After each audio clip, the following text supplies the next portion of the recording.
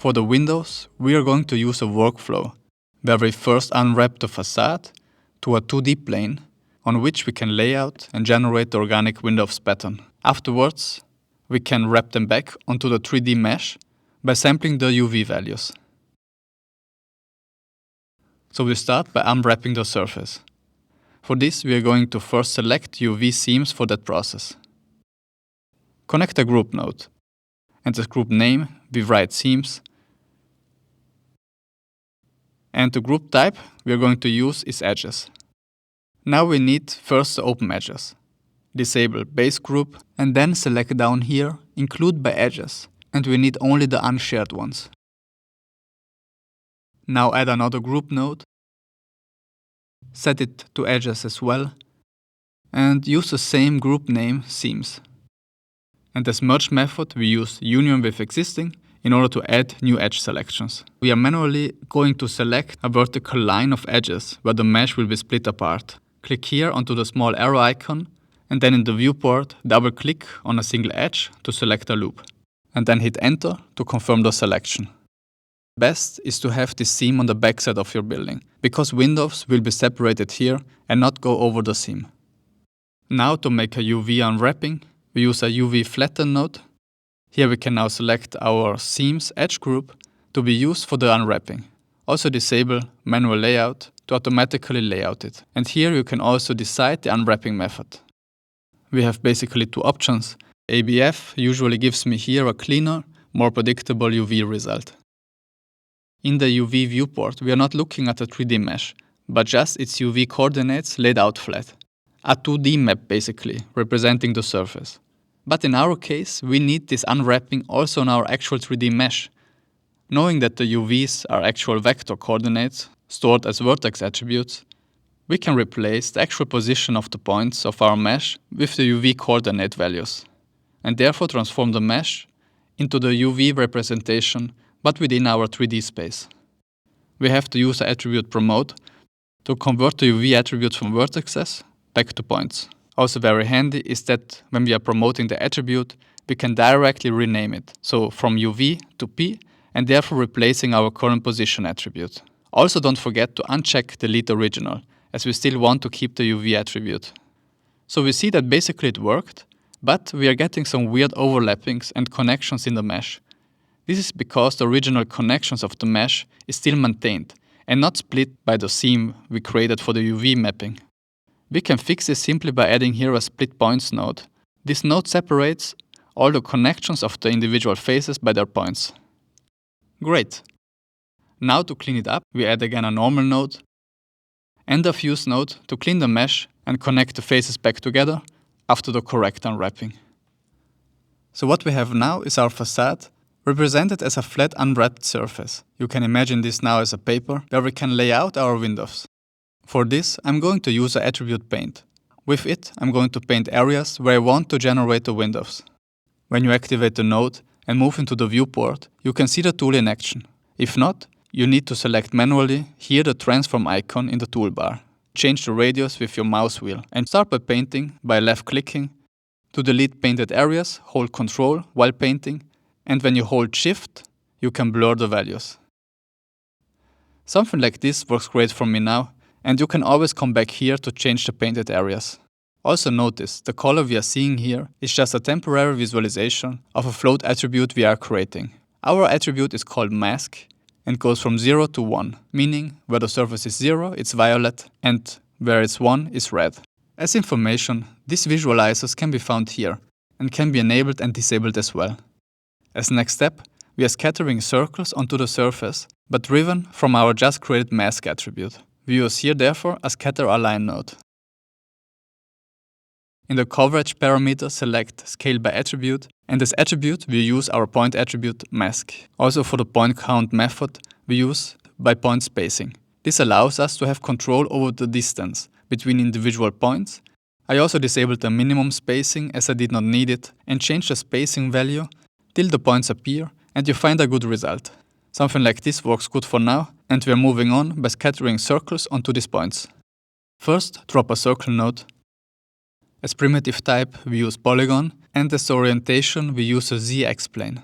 Also, we don't need a surface, we need a single curve, therefore set it to open arc. Also, I'm dialing up the division to something like this. Then for the scattering, use a copy to points node. The circle comes into the first input and the points into the second one.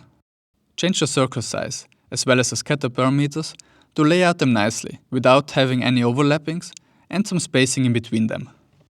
Before we are going to morph the circles, we also extract the mesh boundary as a curve.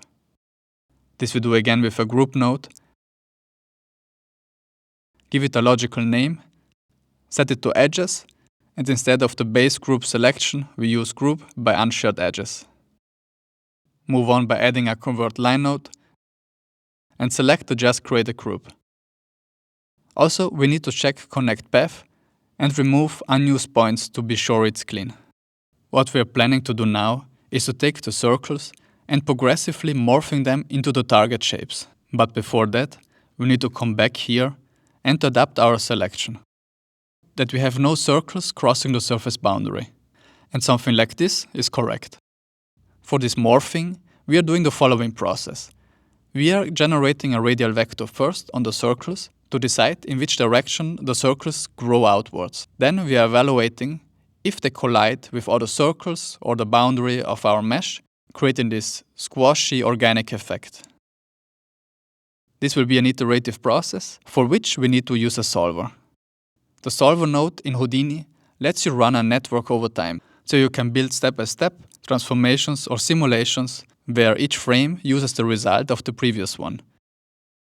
Inside the solver, we will need both the circles and the mesh contour, but plug the circles into the first one and the mesh contour into the second one. But before we are going to dive in the solver, we should not forget that we need to generate the radial vector on our curves first. So coming here, right after the circle creation, we can generate them with an attribute wrangle node, which is very convenient because we are only working on one and perfectly centered circle.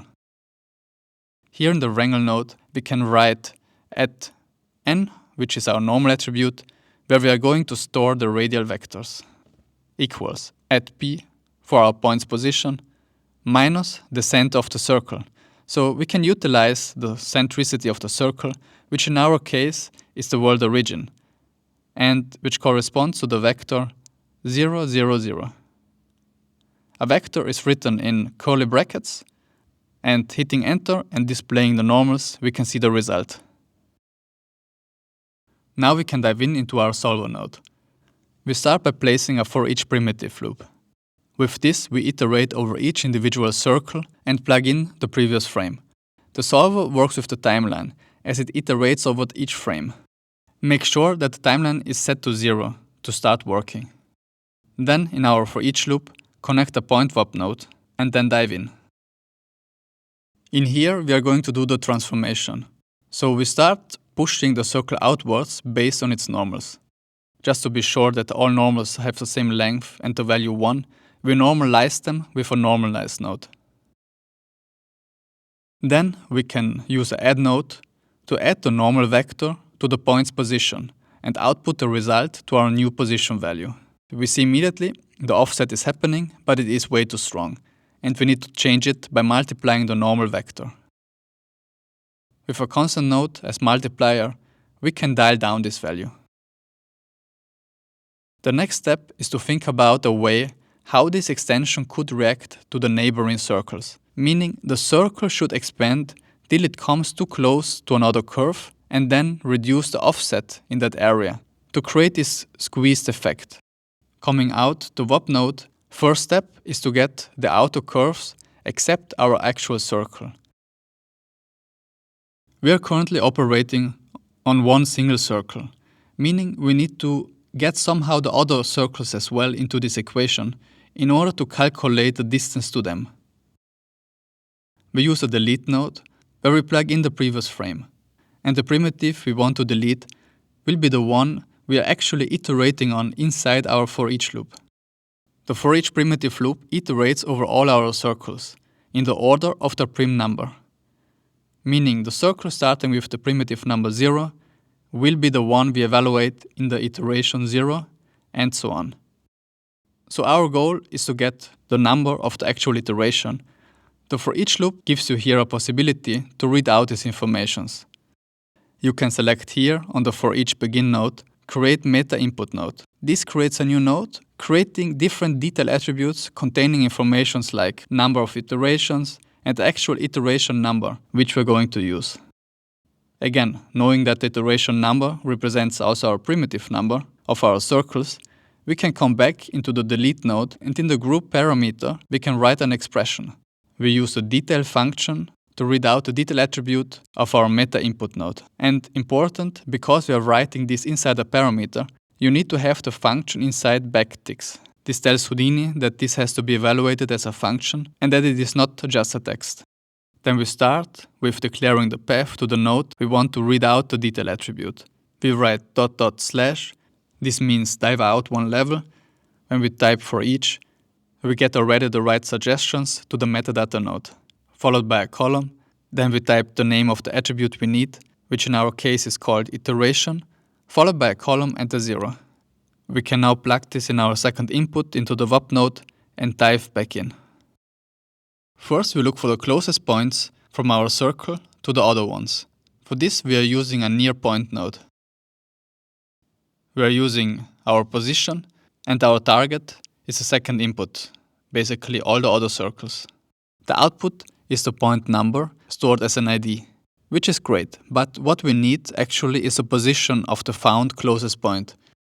This can be further extracted with an import point node.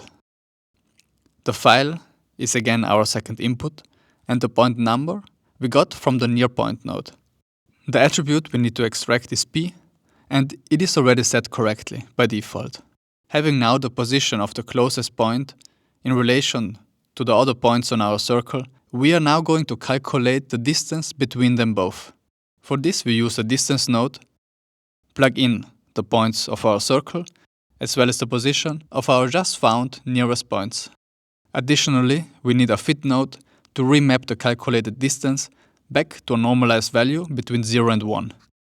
First, use a bind export node connected after the distance node to output this attribute into our spreadsheet. I call the attribute distance, and coming back up and visualizing the output node, we can check the range of our values.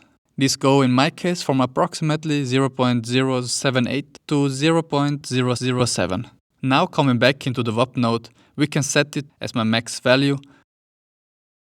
And as a minimum value, I'm using something a bit smaller like 0.004, meaning that every distance equal or smaller as this should stop the offsetting completely. This result comes also into our multiplier node, and the constant node I set it to something like 0.01. This looks already right, and after the for each loop, we further resample the curves. In the resample node, I used a max segment length, something really small like 0.005, and select interpolate curves to smooth the result. Further, I add a smooth node as well to strengthen the effect. I changed a bit the values to 20 and disable recompute affected normals. Remember, we are inside the solver, meaning skipping further into the timeline, it iterates this operation over each result. Going further a few frames, we see the effect taking place. We immediately notice that we forgot something. The outside boundary wasn't taken into consideration yet. Remember, we already connected the curve into the second input of our solver and can simply add it into our script with a merge node. Also, it happens often that the process will not update correctly or something weird is visualized. The best way to solve this is to jump out of the solver node and reset the simulation here to run it again. The result looks in principle good, but we are getting some pointiness in here. This can be further smoothed out by creating a random curve start and end point after each iteration. We simply add a line node, which, as we know, breaks our single polylines into individual primitives, and then we randomize the point order with a sort node. In here, set it to random, and then we convert them back into a single primitive per polyline with a polypath node. Make sure to select here connect endpoints, and checking the result, it looks already better. Also keep an eye on the color of the play bar. When it is orange, it means that the result is incorrect because it uses an outdated cached result. You have then to go back to frame 0 and reevaluate the simulation again. If the bar is blue, it means the cached result is actual and correct. So I really like the result on frame 6, and in order to fix this, without the need to be always on frame 6 in the timeline, we use a time shift node. This node allows us to select the result on a specific frame, which is very handy. Currently, the parameter is linked to the actual frame number with $F, but by holding Ctrl-Shift and clicking into the parameter, we remove the function and convert it to the resulting number. And by having the time shift node or any further node active, we can see the result of this frame. Now our window layout is done, and we start by extruding them into actual geometry. Start by adding a fuse node to make sure all points are fused together. Then next, we connect a poly extrude, where we extrude inwards so that it looks something like this. We then add a group node and call it frame. Also, we are going to create a filling surface of our glass for the window by extracting the inner curve of the frames. For this, we can come back into the extrude node and down here select output front group. Then with a line node, we can convert this selected group into an actual curve, while deleting the rest. Select the group, then select Connect Path and remove unused points. Next, connect a polyfill node, which creates a mesh from our curve. And in here, select single polygon, as well as reverse patches. To conclude this here, also add a group node, and we call the group Windows. Perfect. Now as final step, combine both the filling and the frame with a merge node. Before we move on, projecting them back onto our facade, we have to fix the direction of the faces. When visualizing the back faces here, we see that they are not all facing in the same direction. When generating a prim normal with a normal node, we can visualize them and see the directional change. Also, in the spreadsheet, we can examine the C value, which once is positive and once is negative. In order to fix this automatically, I used the primitive normals and added the attribute normalize vector node to make sure that all the normal vector values are perfectly 1 or -1. Set the attribute to n and the class is primitives. Next, we can simply use a group expression node to group the faces with a normal vector into the negative direction. Here we type @n for our normal vector and equals, and in curly brackets we write the vector 0, 0, -1. I call this group flipped faces, and we see in the viewport that we correctly selected the ones we need. With a reverse node we can now flip the faces, and this group select the just created one. Perfect. Our windows are ready now, and we can now project them back onto the 3D facade. Connect the result into an attribute wrangle, and in the second input, connect the UV mapped 3D facade from above. Here in our wrangle node, we start by writing @p for our position, equals, and then we use the function uvsample. Uvsample is a function that samples attributes from another piece of geometry using its UV coordinates. First, we need the input of the geometry to sample from, which in our case is a 3D facade in the second input. The second input is labeled as number 1, and we want to extract its position attribute on a given UV position. Remember, we have laid the faces flat into a 2D layout, resembling a UV space. What we are doing is to take those flat position coordinates and place them onto the corresponding 3D position of our mesh based on its UV map. This looks great, and now we are going to split both elements, the frames and the windows, with a split node. Perfect. Like we did earlier, we extrude the surface with an extrude node. Deselect here output front, as we are going to use a polyfill for that later. Also, come here into the spline control tab and dial down the thickness value to avoid any additional intersection with the facade. Ctrl-Alt-Shift drag the node to clone it and make the extrusion inverted by multiplying with -1. Also, with Ctrl and Shift you can unlink parameters to individually change them, so that the windows don't create unwanted intersections. Make sure that everything looks correct, and then we fix again, like before, the orientation with a reverse node. Now we can merge both together and also combine them with a fuse node to conclude this step. Then, before we do the boolean from the facade, we add a polyfill node to close the meshes, and I selected the fill mode as triangle fan, as this helped the boolean operation in my case. We use here now a boolean node, where we plug in our latest facade into the first input and the windows to be cut out into the second one. Make sure to set the first input as surface, and the operation we are going to use is subtract. The result should look like this, and when you find some wrong cutouts, you can always come back to the extrude node to find the best settings for your case. We can move on by creating the frames. Add a poly extrude, and then play around with the values. So this looks already pretty nice, but we are going a step further, to not make the extrusion everywhere the same, but to be somehow related to the curvature of the facade. For example, we could say that areas where the facade is more concave, the extrusion should be less, and in areas where the facade is more convex, it should be more. Let's build that up. First we need our facade. We can link this with an object merge node. This helps us to keep the network a bit more organized, to avoid long wires, and in here we can link the output to our facade. In order to evaluate the curvature, we use a Measure Curvature node. We can understand the curvature of the surface through the color. Green means concavity, red convexity, and black is neutral.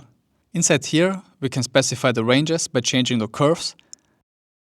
Finding a good balance, we can leave it like this, but you can always come back later for further adjustment. Next, we add a point WAP node, dive in, and to use a bind node to read out those curvature attributes. One is for convexity, and the other one for concavity. We first need to invert the concave values with a fit node. Set the destination here from 1 to 0, which means that the most concave values will be 0 and less concave 1. Then we can add both this result and the convexity values together. With this, most convex areas on our facade will have the value 2 and the most concave areas a value of 0. With another fit node, we can remap this range back to 0 and 1, which is what we always want. Great, this we can now output as a new float attribute with a bind export node. Call the attribute height and set it to float. Coming back out from our WAP node, we can further add an attribute remap node to remap this attribute further. Also before, disable the color visualizer of the curvature inside our Measure Curvature node. Because what we are going to do now is to visualize our new height attribute. To do this, we can control middle click on the node, and this opens now the node info as a floating window. Here we can tick on our attribute we want to visualize. In our case, it's height. It also gets added here in the other visualizers. Now that we see our height attribute visualized in the viewport, we can come back into our attribute remap node and specify here as original name and new name our height attribute, which is the one we are going to change. And then here with the curve, we can remap the value. Something like this works fine for me. And as next, we need to transfer this attribute to our window frames. Connect the frames into our attribute transfer node, and then in the second input, connect the facade. As attributes to transfer, we only need the height, which is a point attribute, and in the conditions, I increase the sample size to something like this, to have a rather smoothed out interpolation of the values. As we know from before, in order to use this height attribute within our extrude node, this needs to be promoted into a primitive attribute. Connect the attribute promote node, and here our attribute is height, and we are going to promote it from points to primitives. Also note that we are going to delete the original point attribute, which is fine. In our Extrude node, we can go into the Local Control tab where we activate the distance scale and replace this one with our height attribute. The result should be something like this. Of course, change the scale amount, and you can always go back to tweak the convexity evaluation for better results. In the Extrude node, further select Output Back and conclude this step with a normal node. As final step, we merge this back together with our glass surface. Also add a normal node to them as well before merging to keep everything clean. And as last, merge them together with the facade as well. And for visualization purpose, I added a color node as well to the parts. Perfect! The lower part of this building I modeled by hand. I'm using currently the Modeler plugin by Alexei, which is incredible and became my main modeling toolset and working fully with modeling in Houdini. For the thumbnail rendering, I used Solaris and Karma, as well as a lot of the new COPS network. If this video gets a lot of interest, I will try my best to create a tutorial for this step as well. Thanks a lot for watching. If you liked the video, please give it a thumbs up and subscribe to my channel. It would help a lot. And see you in the next one.